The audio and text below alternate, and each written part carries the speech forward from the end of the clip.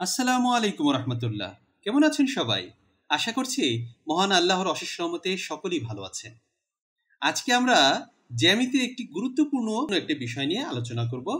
আমাদের আজকের আলোচনার বিষয়বস্তু হচ্ছে সমকোণী ত্রিভুজ। সাধারণত বিভিন্ন পরীক্ষায় এই সমকোণী ত্রিভুজ সংক্রান্ত সমস্যাগুলি নিয়ে আমাদের সমস্যায় পড়তে হয়। তাই আজকে আমরা এই সমকোণী ত্রিভুজের যে সকল সমস্যাগুলি রয়েছে সেগুলি নিয়ে বিস্তারিত আলোচনা করব। আশা করছি আজকের ভিডিওটি সম্পূর্ণ দেখার পর আপনার সমস্যা অনেকটাই কেটে যাবে। তাহলে চলুন কথা না বাড়িয়ে আলোচনা শুরু করছি আজকে আমাদের সমকোণী ত্রিভুজ সংক্রান্ত সমস্যা। তবে এই সমকোণী ত্রিভুজ সংক্রান্ত সমস্যা শুরু করার আগে কিছু বিষয়টা আমরা জেনে নিই। প্রথম হচ্ছে সমকোণী ত্রিভুজ কাকে বলে। যে ত্রিভুজের একটি কোণ সমকোণ তাকে সমকোণী ত্রিভুজ বলে। এখন এই সমকোণী ত্রিভুজের একটি কোণ সমকোণ, অপর কোণ দুটি সূক্ষ্মকোণ হবে। বিষয়টা কি? একটি কোণ হবে সমকোণ, অপর কোণ দুটি হবে সূক্ষ্মকোণ। তারপরে আবার বলছে যে সূক্ষ্মকোণ দ্বয়ের সমষ্টি এক সমকোণ বা 90 ডিগ্রি হবে।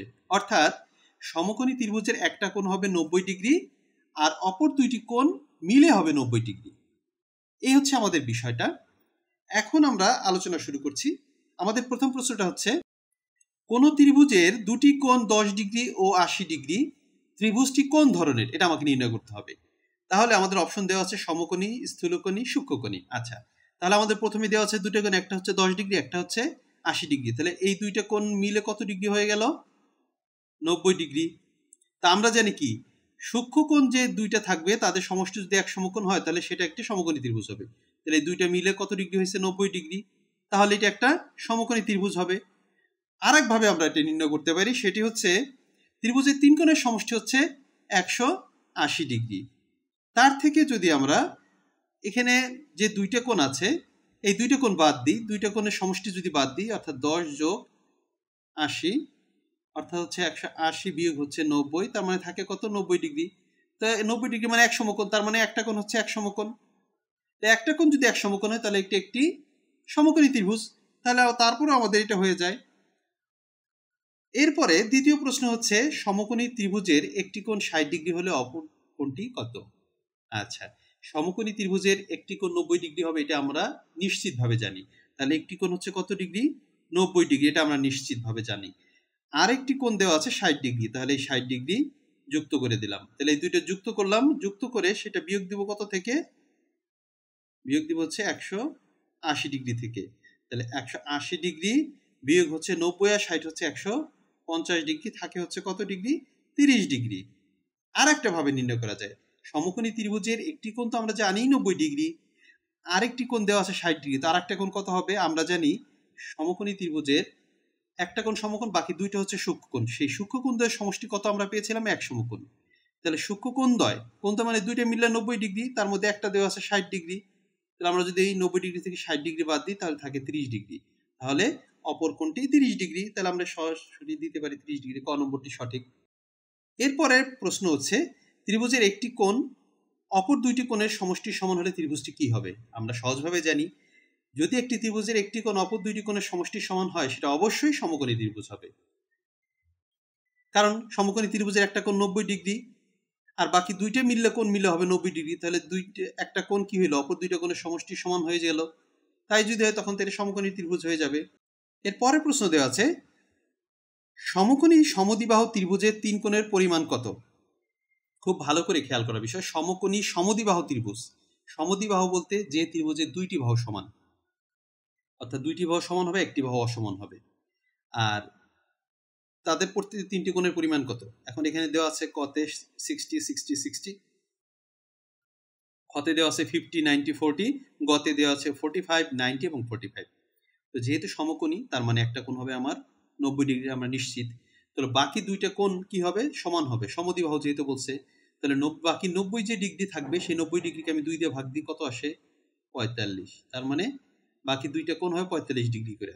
তাহলে আমরা এখানে দেখি বাকি দুইটা কোণ 45 ডিগ্রি করে আছে কোথায়? দেখলাম গ নম্বরে আমার দুইটা কোণ 45 ডিগ্রি আছে, আর একটা কোণ সমকোণ দেখে 90 ডিগ্রি তো আছেই। সুতরাং গ নম্বর অপশনটি সঠিক।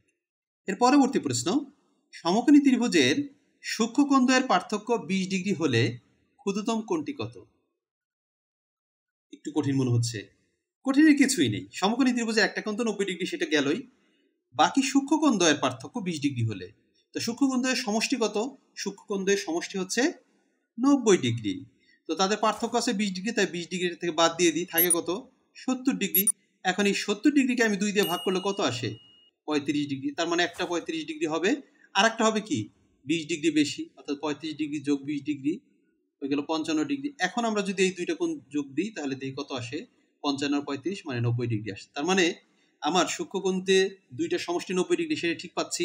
তাহলে একটা পাচ্ছে কত ডিগ্রি? 35 ডিগ্রি, একটা পাচ্ছে 55 ডিগ্রি। তো আমার এখানে প্রশ্নে বলছে ক্ষুদ্রতম কোণটি কত? তাহলে ক্ষুদ্রতম কোণটি অবশ্যই ক নম্বর 35 ডিগ্রি।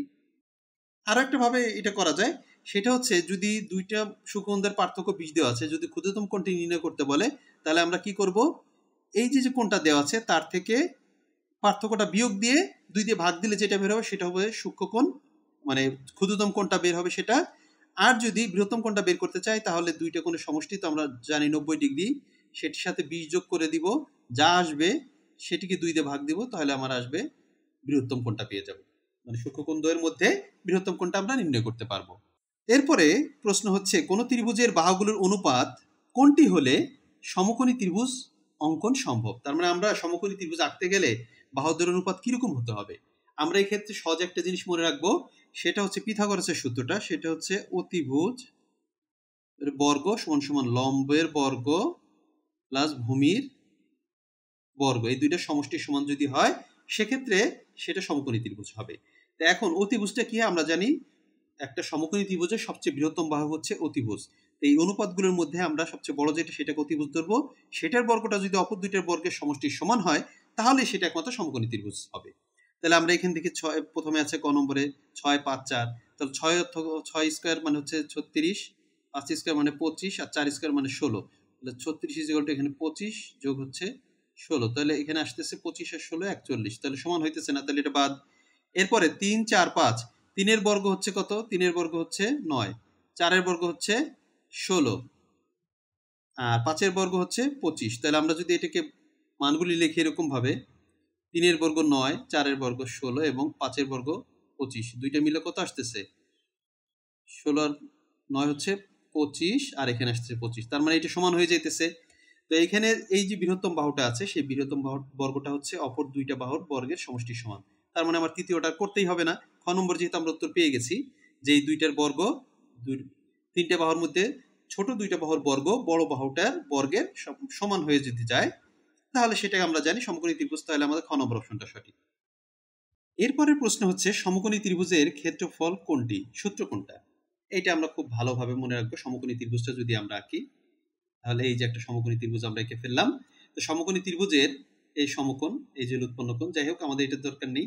সমকোণী ত্রিভুজ যদি হয় তাহলে একটা কি আছে? উচ্চতা আছে, এই ভূমি আছে, আর আমরা এটাকে সহজভাবে মনে রাখবো হাফ ইন্টু ভূমি গুণ উচ্চতা, গ নম্বর অপশনটি সঠিক।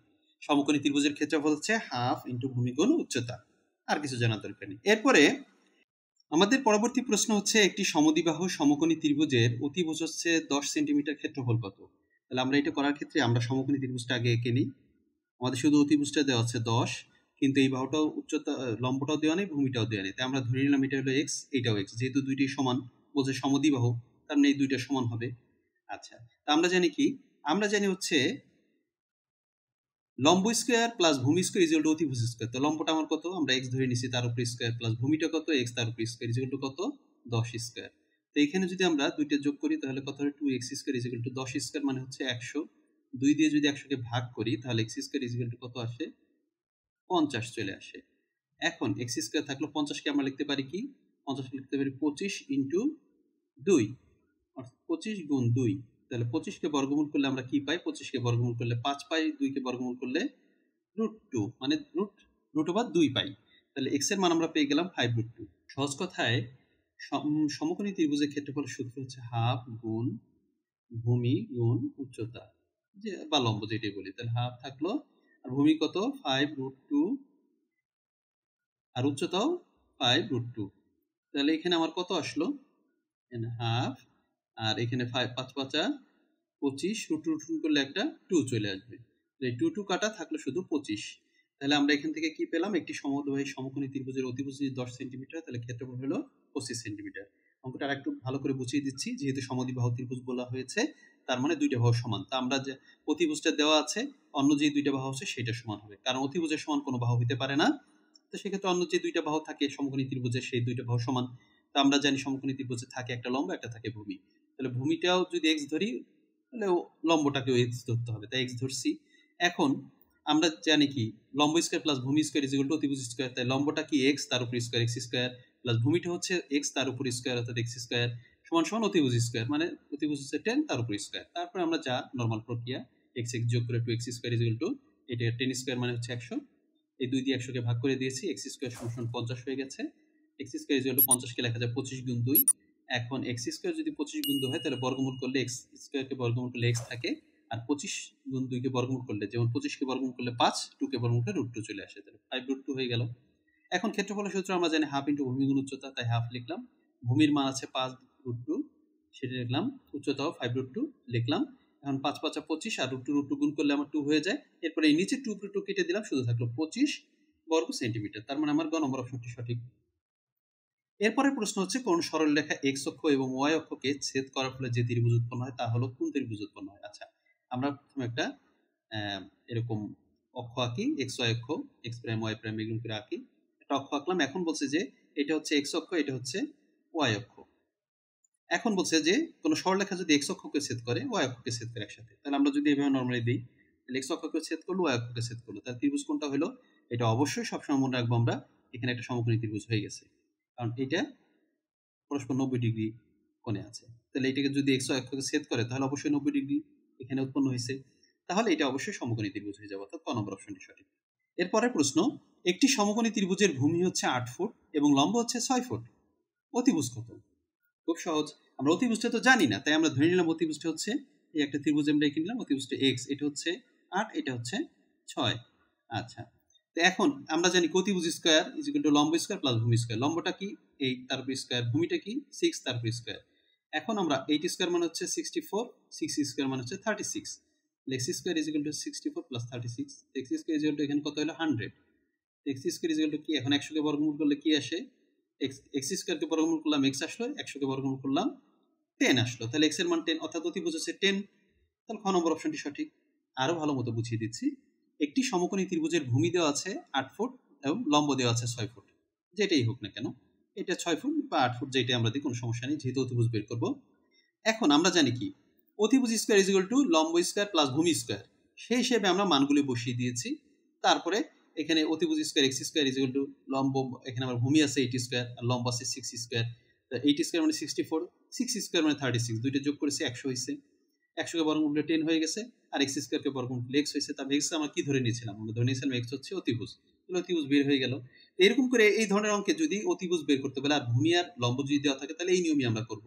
এরকম ভাবে যদি লম্ব অতিভুজ দেওয়া থাকে ভূমি বের করতে বললে ঠিক একই প্রক্রিয়া করব, তারপর আমরা মানগুলি এই পাশ ওপাশ করে সহজে বের করতে পারবো।